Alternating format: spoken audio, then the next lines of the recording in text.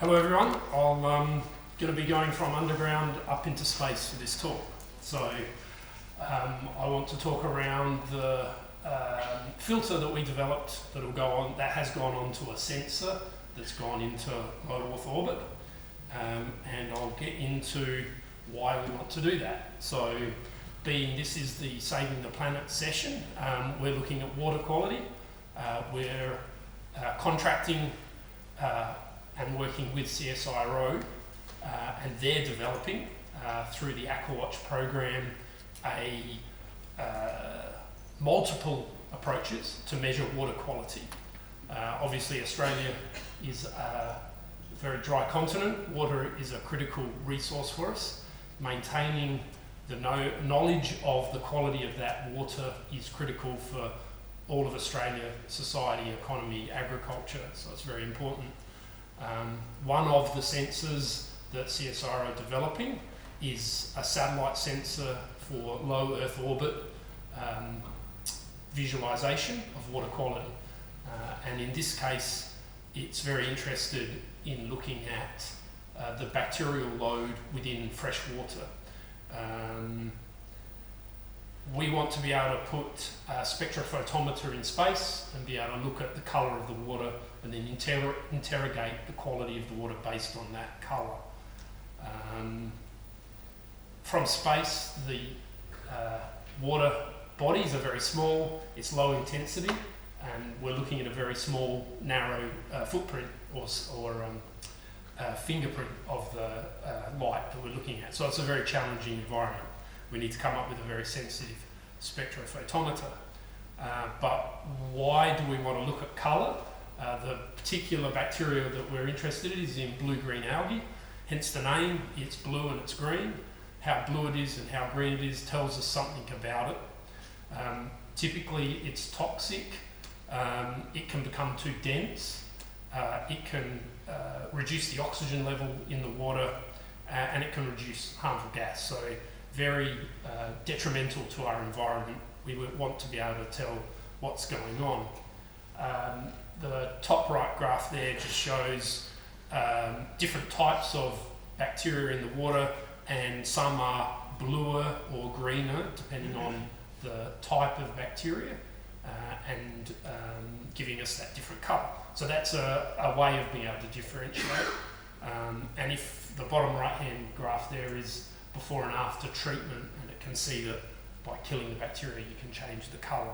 So colour works, we just need to be able to measure it accurately, and to do that the CSIRO have designed a hyperspectral imager which takes that colour in, splits it out into its various wavelengths, and then shines it onto a sensor.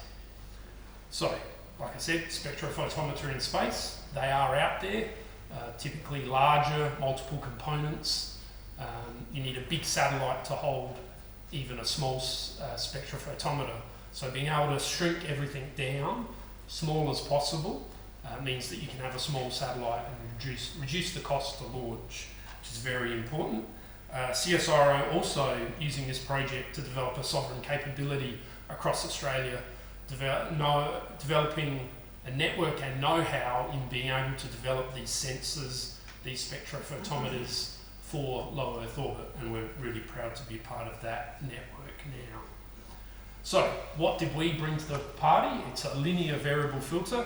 So instead of diffraction grating or a prism to split the light, we're using a thin film coating, and we're grading the thickness from one side to the other, and that grading allows it to split the light into its different wavelengths. Why do we want to do this? It's one filter, it's relatively easy to make, it's lightweight, it's compact, and it can be easily deployed in a satellite. We've gone down the path of doing what's called an etalon, which is a dielectric metal, and it's the width or thickness of that dielectric that determines what wavelength gets through. So I'll go the etalon, and the wedge shape is on that bottom right hand image there. So our aims for this was to be able to produce this LVF, come up with a deposition method, optimise it for the right wavelengths, do some durability testing to make sure it survives in space, and then package it up with the other filters to make it a operating filter set, which gets bonded to a sensor. We can model it, so we've thin film modelled the performance, worked out what we needed to do, what the coatings needed to be, what materials we needed to use. CSO gave us a wish list of what they wanted. So what was the intensity, what was the width, what wavelength range, angle of incidence. As the satellite passes over, you're getting light from various different angles. We didn't want our filter to skew that light depending on angle, so it needed to be a low angle dependence. And then we had to be able to make it. So we came down to a pretty quick realisation that it was silver for the reflector and niobium oxide for the dielectric. And then some of the preliminary results that we got in our modelling showed us the angular dependence, which is across the bottom hand side there, and then the top right, we need to be able to suppress the background so it was dark enough, we didn't have any noise in there, and our proposed system seemed to be able to do it. So what does it look like in a model? This is, in the model sense, changing the thickness of the niobium layer, and it shows where that single peak is. As the coating gets thicker, the peak shifts to the right. So on the screen, we're doing it in a model. In real life, you're moving from left-hand side to right-hand side, and your peak is shifting. So the particular wavelength on the left-hand side of the filter only gets through at low wavelengths, and then a particular wavelength on the right-hand side is completely different. So that's how it splits the light up. And you can see that there's lots of peaks there, so we had to deal with that, and I'll go into the details of that a little bit later. But it suppressed the rest of the wavelengths quite nicely. How can we create this graded layer? We're using physical vapor deposition, sputtering. You can mount your sample on an angle and then deposit over it.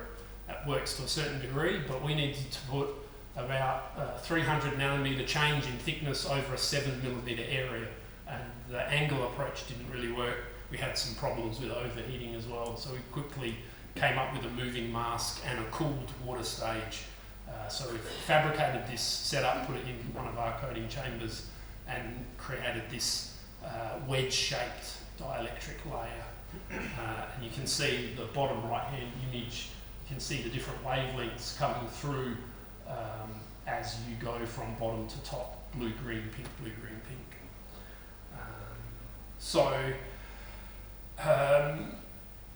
Simulation, so the guys at CSIRO could simulate it in their software. That's on the top left.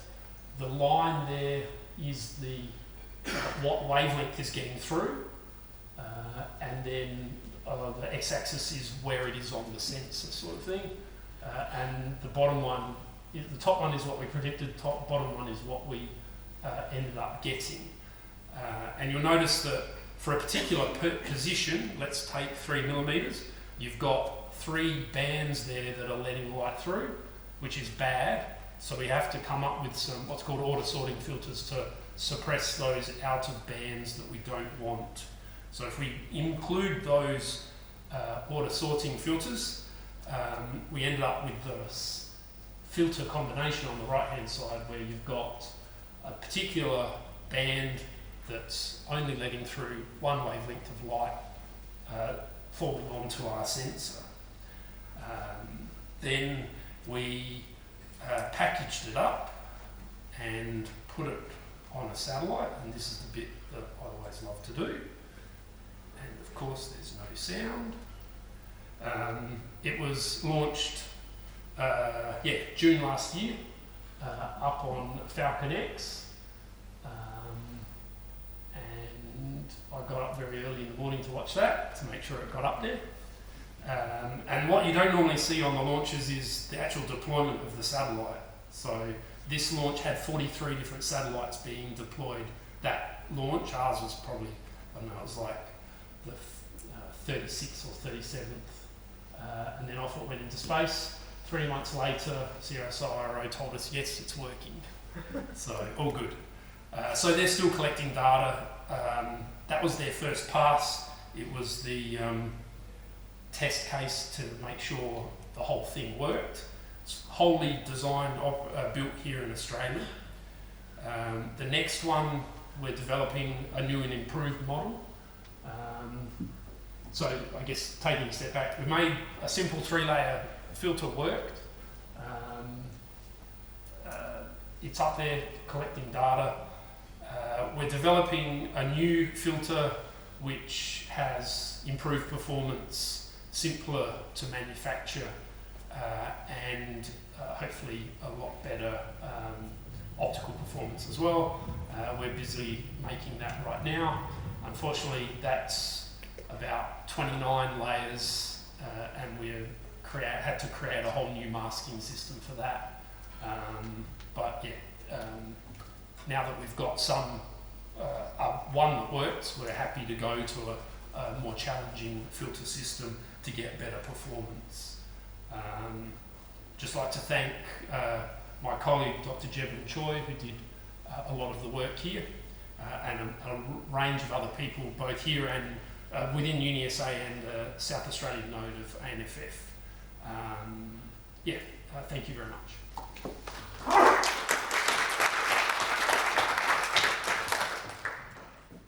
He's got 5 seconds to spare.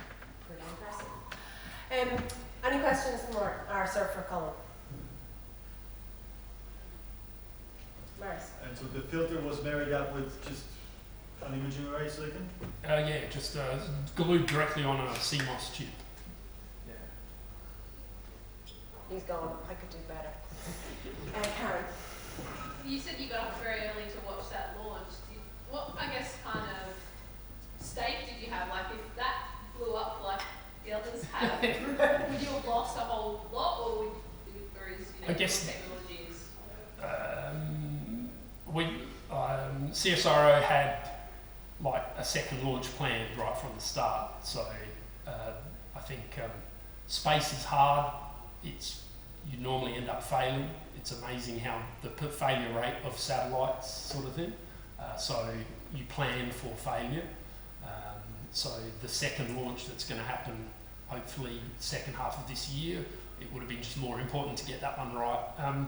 We did do some preliminary testing with balloons sort of thing, and drones sort of thing, just to see that sort of intermediate step. But I think, everything relies on the rocket going up. Well, please thank Colin and the rest of the speakers for coming.